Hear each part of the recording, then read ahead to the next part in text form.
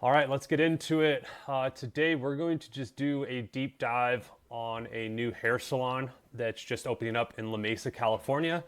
I've been asked to give a bit of a rundown, essentially like an online audit, if you will, of the company, and give some recommendations specifically from like a DIY perspective. So, the situation is new salon, right?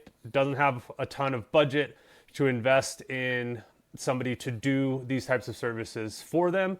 So, what are the steps that they can do? What are the most important things that they should be focusing on with limited budget to have the biggest impact to grow their business? This is going to be specifically looking at hair salon, like I said, in La Mesa. So it's a local service area, local services. So we're going to be targeting Google Business Profile, website, and Yelp. This is Southern California, San Diego specifically, where Yelp does hold quite a bit of sway and influence. So that'll be part of the strategy as well. So let's go ahead and dive in here. So the owners have invested in branding and into a website. As you can see here, that's a very clean, nice looking website. Although I would say it is basic, right? So and I say basic from an SEO perspective. So before we jump in there into the website, I do want to start kind of where the best bang for the buck is. So what the advantage of this salon, in my opinion, is that they have an existing group of hairstylists that have been in the industry, and that's where I think the initial effort should be, specifically around having each one of those stylists, including the owners and anybody they know, really get on collecting reviews and images from past clients as best as that they can. So if I was in their shoes, the biggest things that I would be looking to do is grow my reviews both on Google and on Yelp, and I would treat them as two separate marketing avenues, essentially. So with a quick look, I do think that it will be a little bit easier to compete within Google than within Yelp initially, but I do think that it's still viable and important to do either, and it's going to depend on the past customer or current customer, whether or not they use Yelp or Google My Business to post reviews. So I would give options to both and encourage them to post both places. So my first step would be to work with the existing stylists to go through their entire existing book of business, past clients, friends, family, anybody that they've done services for, or that would be willing to give them a review to help them grow their current business. That's where I would start, and just try to get as many reviews as possible. So within Yelp and Google, the number one most important thing that helps you rank highest is reviews. And then the second one is proximity. So if you have the most reviews and you're consistently getting reviews and you're the closest to the searcher, then you're the most likely person to show up, or your business the most likely to show up. So that would be first and foremost what I would be trying to do,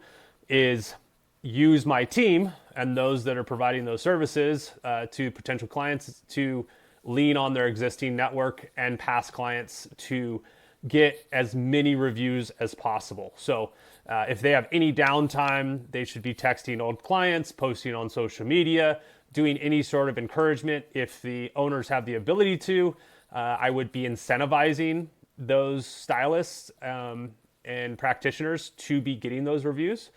So some things that work really well are having a monetary value to reviews that mention that stylist by name and have X, Y, and Z. Let's say it's like, if you get a review that mentions your name, has a photo and mentions the service, which are like 3 things to look for, you get some sort of a bonus or discounts on products or whatever it might be. Make it some sort of an incentive program for them. Hopefully there's going to be this inherent desire to do it, but adding a monetary value to encourage them to request those reviews goes a long way. One thing to note is that Yelp, in their terms of service, does mention that you should not be soliciting reviews.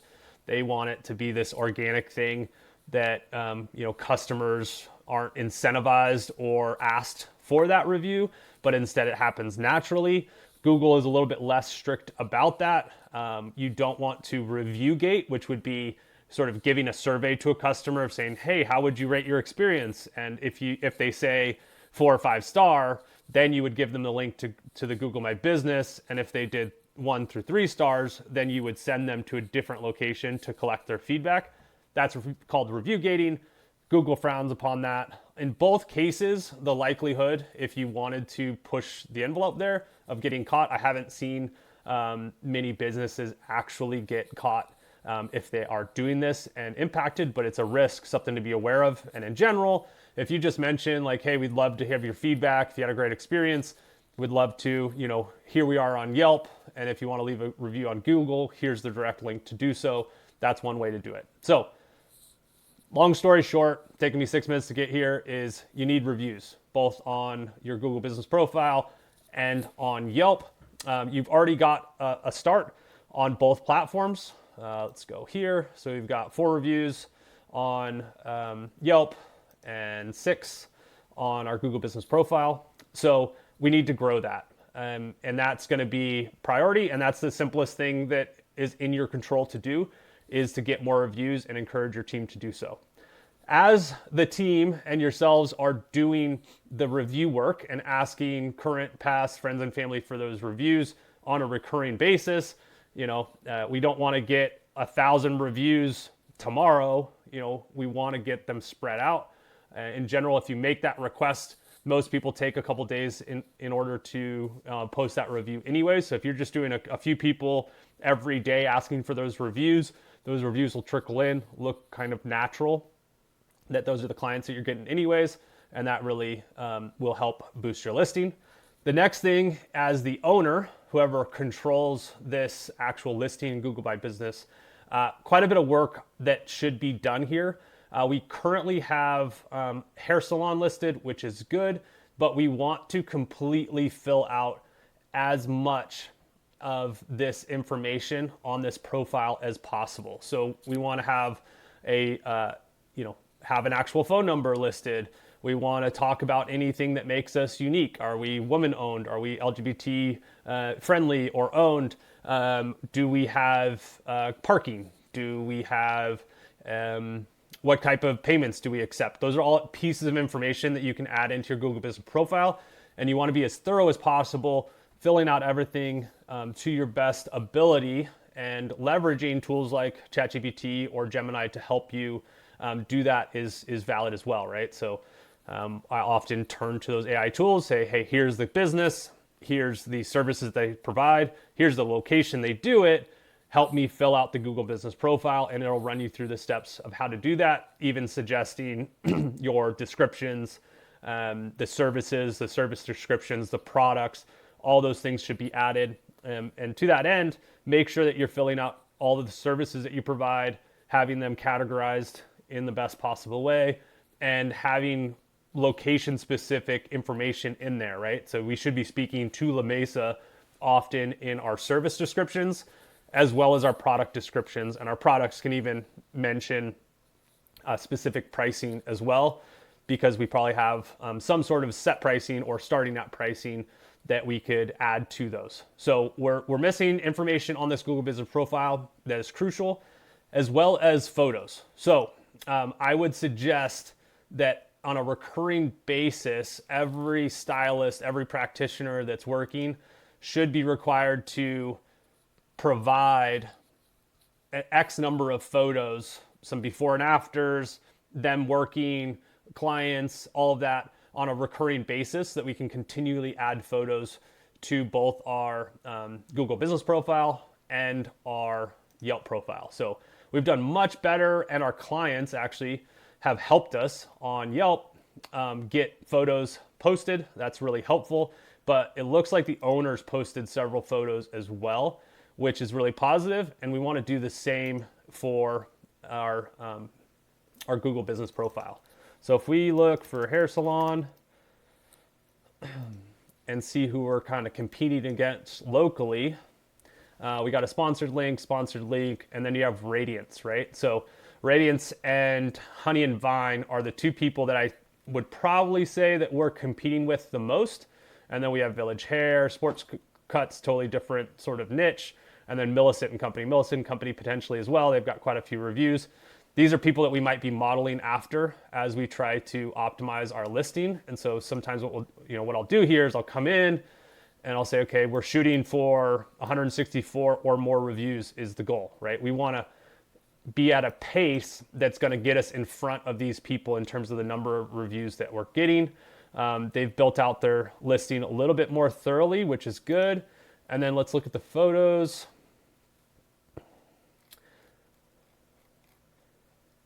Lots and lots of photos listed. Sometimes it'll tell me how many photos. Anyways, we definitely want to have exterior photos, interior photos, photos of each of the stylists, photos of them working, photos of them just like headshots, all those types of things. And then if we're looking strictly at reviews, and we'll filter by newest. So 4 days, 1 month, 3 months. So they're doing about 1 review a month, right? Which means we need to be doing 2 or 3 reviews a month, shooting for 5 if we can, in order to catch up to these, these incumbents that are already in the area. Let's look at Honey reviews. This is just kind of setting our goals for how many reviews we should be getting 2 weeks ago, a month ago, 2 months ago. So maybe they're at 2 months ago, 3 months ago. So it looks like they're averaging about 2 a month. I do love that they are responding to some reviews at the very least. We want to be responding to every one of our reviews. Some people are posting photos, which is awesome. Really helpful for the company. Go to our about, right? They've got everything filled out here in terms of accessibility, offerings, amenities, the crowd, planning. This is what we want to see on the Good Look Babe listing as well, so that we can compete. So like I said, encourage the stylist to be submitting and the owner taking those photos. We want good interior photos, exterior photos, and everything filled out for our Google Business Profile. So similar for Yelp. Yelp seems like we've done a bit more of a thorough job of completing our listing, but continuing to add photos, encouraging people to let them know that you are on Yelp. If they'd like to give feedback, that would be great. All that stuff is fine. We definitely, it's this industry. A lot of people are marketing on Yelp in the space, along with some of our competitors doing it as well. As the funds are available, it's something that you should definitely consider, especially as Yelp offers that initial sort of free marketing. Oftentimes they'll give you like a $300 credit, $500 credit. Feel free to take advantage of that.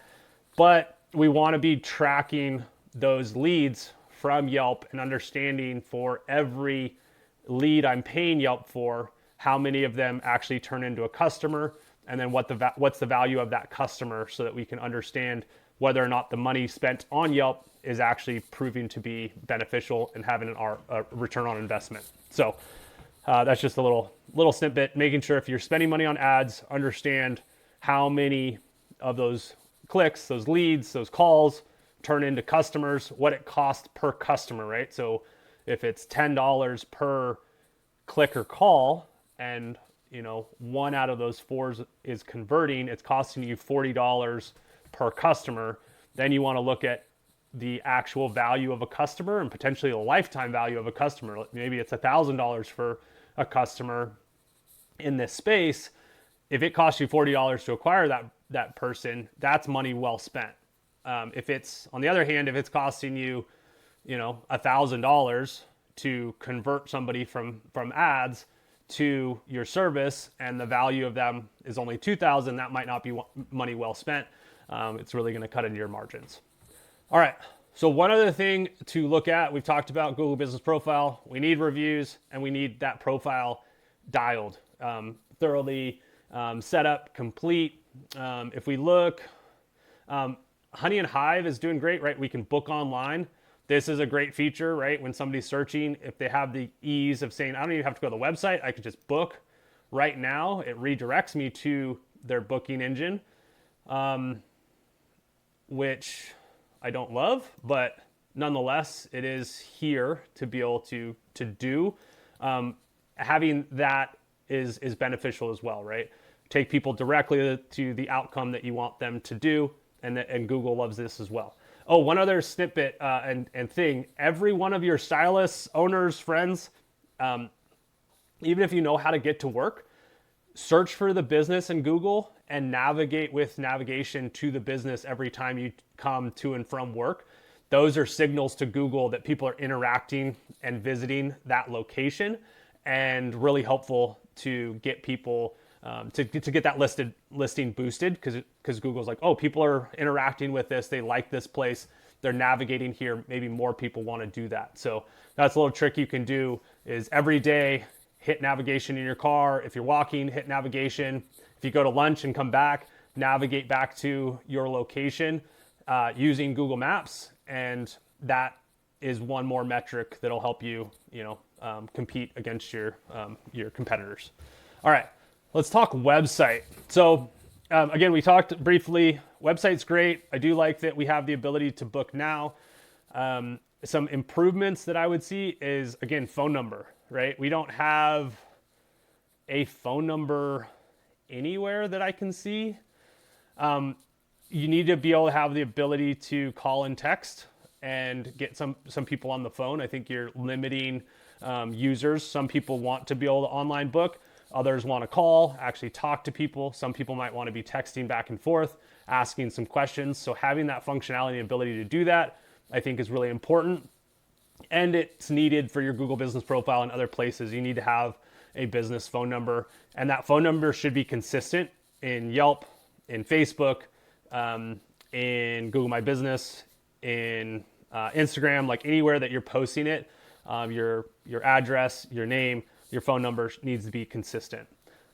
This booking engine, I think, functions fine, but again, give people the ability to call and check out your company. We are limited here. We've got a very simple website. It's a single page, and we're not giving Google or the other search engines very much information. So Google can't really see these images. What they can see is some of this, what's called meta information that we have in here.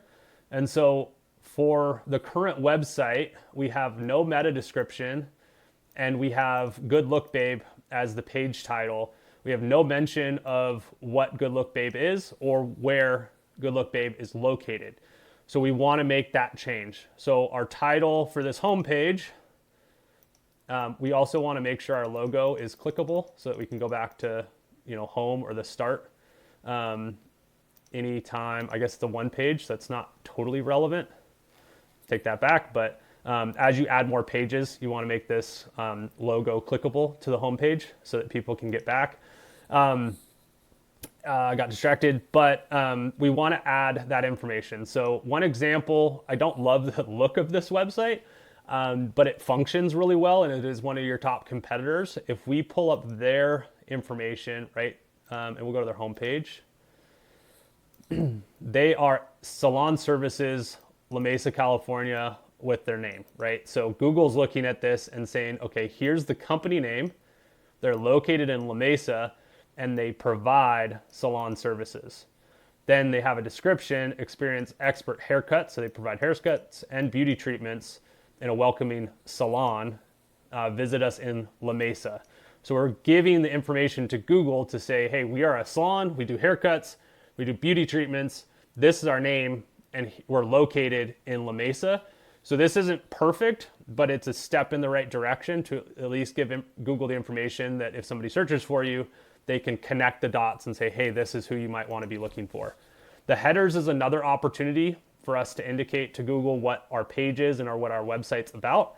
And our H1 is the most important one. There should be only one H1, and they've done a decent job here of saying salon services in La Mesa. And then their H2s would be the second most important. and they're doing okay. Walk-ins welcome, 30 user experience. None of these, like hair services, great. Beauty services, it's decent. Not that people are searching for those key terms, so I think they could improve that, and we'll touch on key terms here in a second.